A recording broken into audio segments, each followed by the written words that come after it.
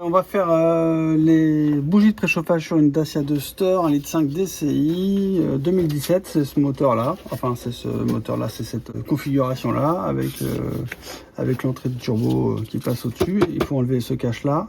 On va faire étape par étape. On va faire de la place. On va d'abord enlever ce tuyau-là. Pour ça, il y a un petit cache protection thermique là. C'est un petit bouton pressoir. Il faut faire gaffe parce que c'est un peu sec ça. Donc il faut y être tranquille. On va y arriver. Voilà, petit bouton pressoir. Donc une fois qu'on a enlevé la petite protection thermique, là il y a une petite disrompeur, là on appuie dessus avec le tournevis et attends, je vais devant. On appuie dessus et on peut enlever ça, voilà simplement. D'abord on enlève cette petite écrou de 10 pour libérer le bio.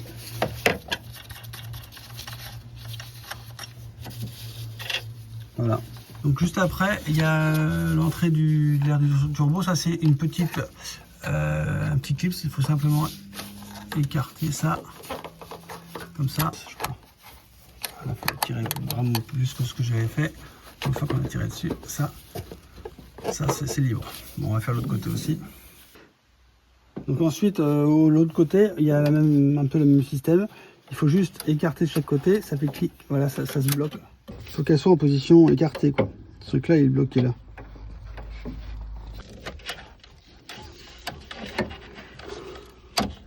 Voilà, on écarte bien comme ça se bloque de chaque côté et là après c'est libre, on peut retirer.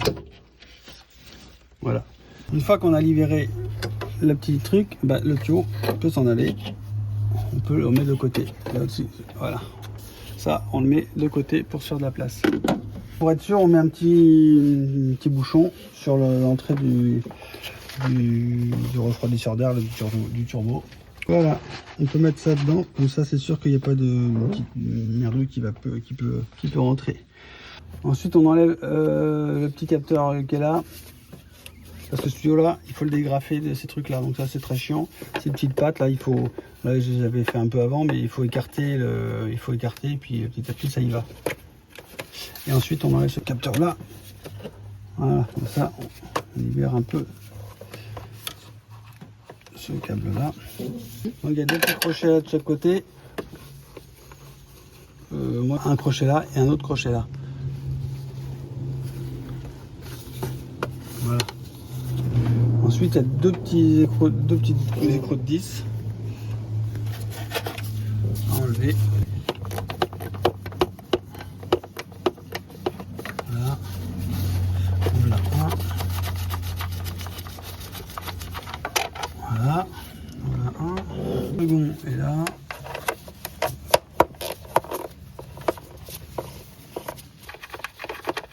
Voilà.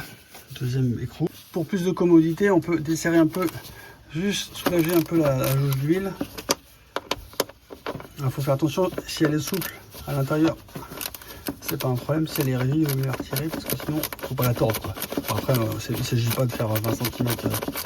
Pour remonter le cache et le démonter, et le remonter, pardon, et ben c'est tout simple. Donc là, je donne un peu de mou. On ne lève pas les trous, c'est juste pour donner un peu de mou. Comme ça, il bouge. Donc, la dernière chose qui va bloquer un petit peu le cache, c'est enlever ça. Donc là, il faut bloquer. Ce petit truc là, il s'auto-bloque un petit peu, quoi. On peut le tenir parce que si on bouge de l'autre côté, ça arrive de se bloquer. Voilà, et là, on peut l'enlever. Voilà, simplement. On le met de côté, ça va donner un peu de place. Une fois qu'on a enlevé ça, maintenant on a plus d'accès et on bloquera moins pour enlever ce truc là. Pour enlever le cache. Voilà, ça c'est bien dépaumé de l'enlever. On le met de côté. Ça évitera de dépaumer dans le moteur. Et là, il y a un truc qui retient.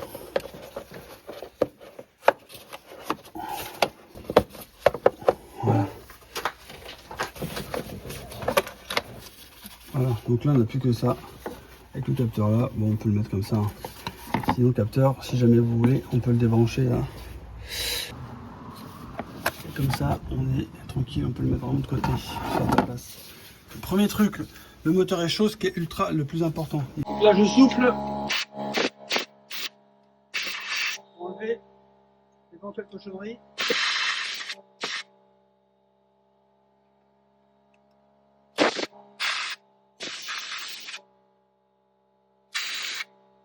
On va souffler, on met du DW40, enfin ou un dégrippant plein la bougie. Il faut les noyer là-dessous.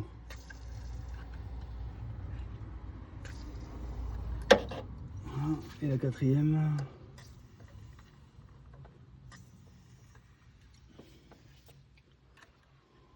On n'hésite pas. Là on enlève le câble qui est branché sur la bougie, donc on tire cette patte là, assez fort, et ça clipse. C'est juste clipsé, hein. C'est emmanché dessus. Là on voit la bougie, donc là j'ai mis du dégrippant dessus, et on va essayer de la dévisser. Donc on prend une clé longue de 10, plus près, on emmanche. Alors là il faut pas forcer, parce que si on force, ça risque de casser la bougie. Donc là on enfonce bien, et on va voir ce que ça donne. Voilà. Allez, tranquillou. Donc là, ce qui est important, c'est qu'elle se dévisse correctement. Il ne faut pas forcer. Si jamais ça force un peu, là, on voit bien que c'est libre. Et bien, il faut revisser, mettre du dégrippant et dévisser. Et à nouveau, voilà, il faut le faire petit à petit. Donc là, on voit que ça force pas du tout. Là, ça force un petit peu. Donc, ça va.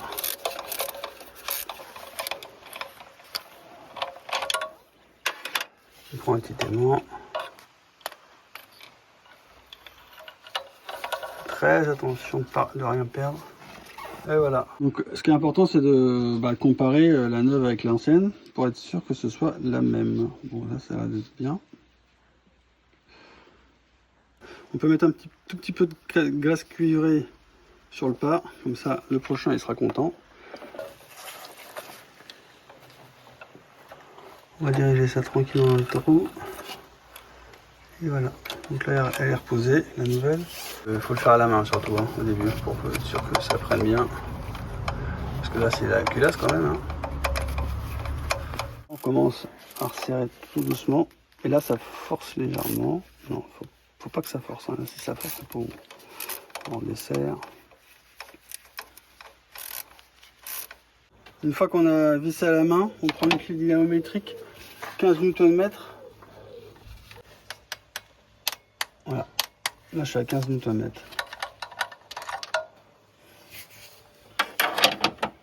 Et on peut raccrocher les petits connecteurs.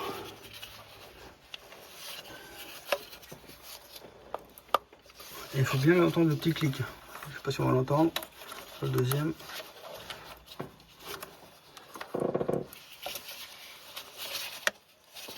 Donc les 4 bougies sont remontées. Couple 15 Nm avec un tout petit peu de graisse cuivrée sur le filetage. Les 4 connecteurs sont remis. Il y a bien un petit clip de sur chaque. Et bien il n'y a plus qu'à remonter. Je remets le cache. Voilà. Tac. Ça va dessus. Voilà. On va reprendre sa position correcte. En étant bien vigilant. Parce que par exemple là il y a un câble qui passe dedans. Ça va pas du tout. Voilà.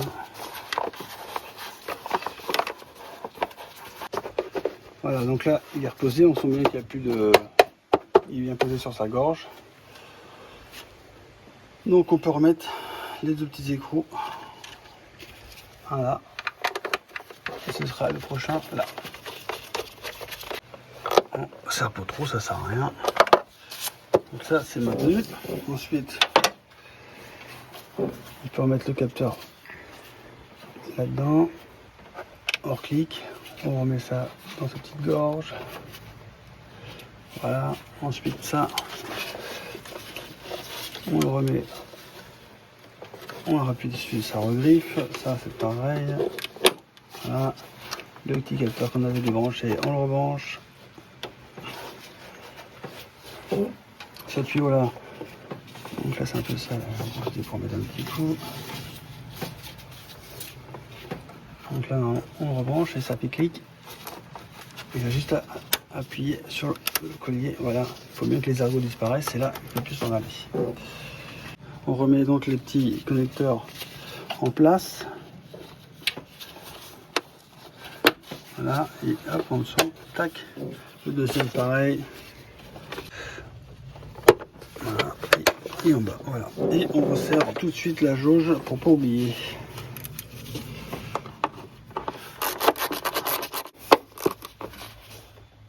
Voilà. Ensuite, on va mettre l'admission du turbo.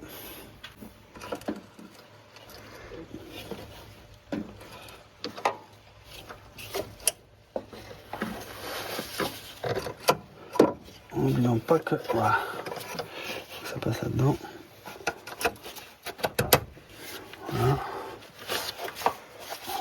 Donc là on appuie hop sur le petit griffe. Donc pareil, ça bloque. Et c'est pareil, on fait attention que ça se soit bien appuyé sur chaque côté. Le petite lamelle en fer, il faut bien être sûr que voilà, ça se replace bien.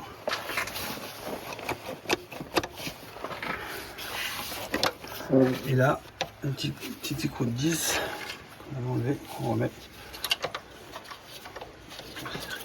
Écrou de 10.